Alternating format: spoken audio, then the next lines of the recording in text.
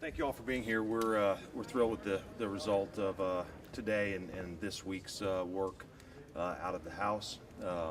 Obviously, we came in with two important missions. One, to try to put a set of reasonable regulations in place to protect the health and safety of women, and also to make sure that our pregnancy resource centers in this state are protected, and that they continue to have the ability to enjoy their sincerely held religious beliefs. This effort would not have been possible without a whole lot of hard work on both sides of the aisle, frankly. But a special amount of credit goes to our committee chairwoman, Diane Franklin. So I'll turn it over to her to let her talk about the specifics of the bill. Well, the bill that we received from the Senate we thought was a good framework, but it did not really specifically meet the governor's call.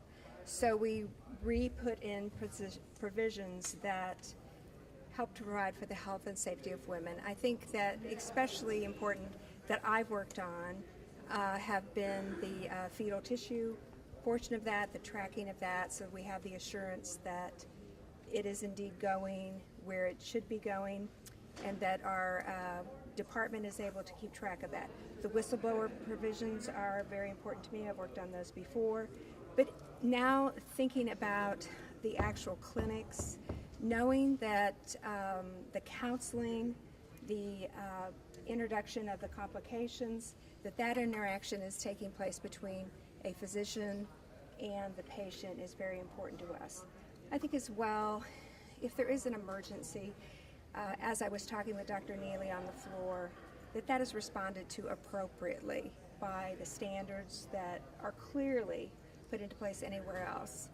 And then just knowing that the clinics are meeting the regulations that we've put into place throughout the state, whether it be a minor having the consent of the parent for the abortion, is the clinic room indeed clean? Are the supplies that they are using current? Many of those aspects are really important to all Missourians, whether you agree with abortion or not. Providing quality health care is the utmost important to us if you choose to have an abortion.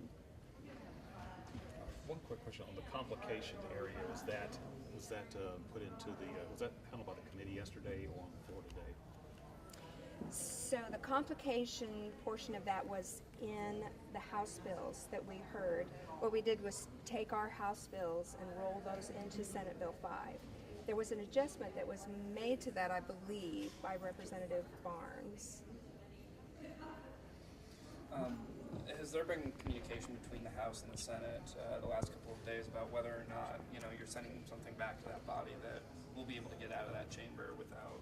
Look, I never make predictions about what the Senate is or is not going to do on stuff, but we've had good communication back and forth, both with Senate leadership and the Senate bill sponsors over there, so we'll see what they do. You're expecting them to take it up next week, or? That would be a question for them. I have not had a chance to visit with them about their schedule.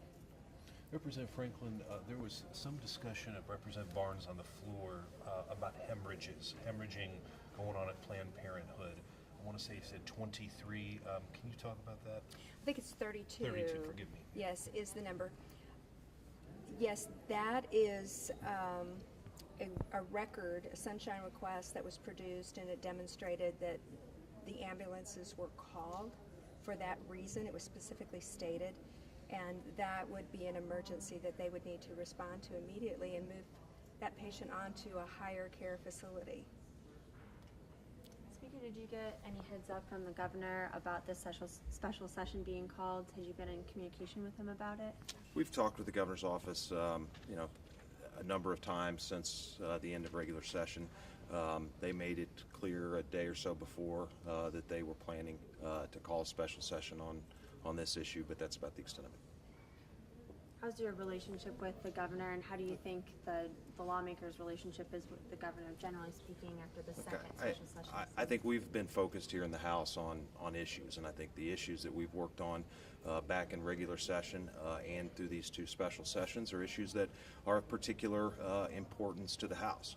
And they're of particular importance to members of the Senate as well. So the fact that we've got a governor that's willing to engage and work on these issues has been positive and helpful. There were several times where Democrats implied that the purpose of the bill was to reduce abortions or make it harder to get an abortion. It seemed like you sort of bristled at that. What's your response when Democrats say that that's the real I goal? just don't agree with it. I don't see that. I don't see that argument. I don't see the substance of that argument within the bills.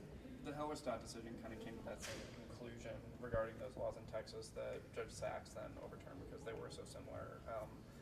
Does that give any validity, I guess, to their argument that they're afraid of some regulations because they might be put in place to cause an undue burden?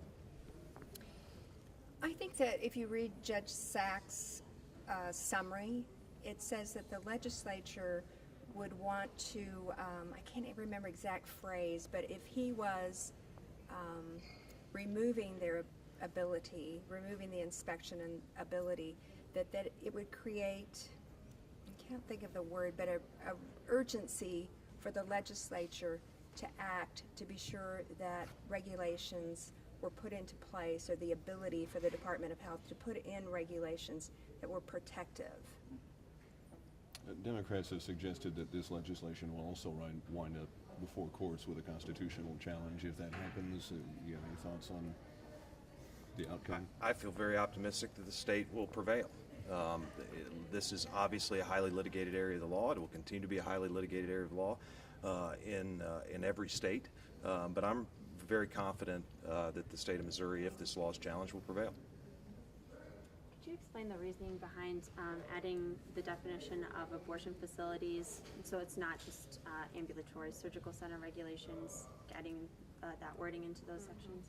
So that definition of abortion facilities has been in our statutes for quite a while, and somewhere it got intermingled with. And so we decided the best thing to do was to separate those two, because certainly there's higher level surgical procedures that happen in the ambulatory surgical centers than at the abortion facilities, and there's no point in them having the same type of regulation. Was that in response to the Hellerstadt decision, though? Yeah, in part. I think that's in part what we were trying to do. I think it's important to remember that a court has never said that a state has completely lost its ability to impose reasonable regulations on these types of facilities. So we've used this definition in other areas of law, and that's why the definition is referenced in the bill we passed today. Any idea on what the next special session will be, or? I don't. I don't want to see one. All right. Thank you all very much.